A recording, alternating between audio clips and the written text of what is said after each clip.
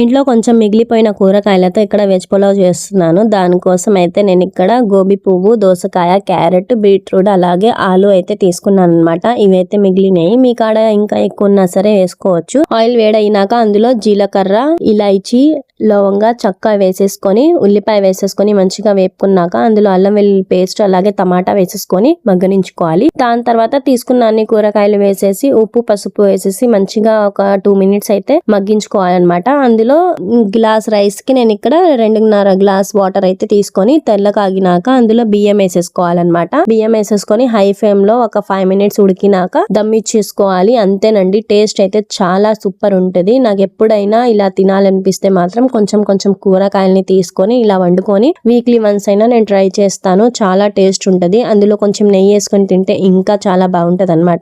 దీన్ని రైతా లేకపోతే పుదీనా చట్నీతో ట్రై చేస్తే ఇంకా టేస్ట్ ఉంటది. చాలా బాగుంటది. ఒకసారి ట్రై చేయండి. వీడియో కనుక నచ్చితే నా ఛానల్ ని సబ్స్క్రైబ్ చేసుకోండి అండ్ వీడియోని ఒక లైక్ ఇవ్వండి అండ్ కమెంట్ కూడా చేయండి.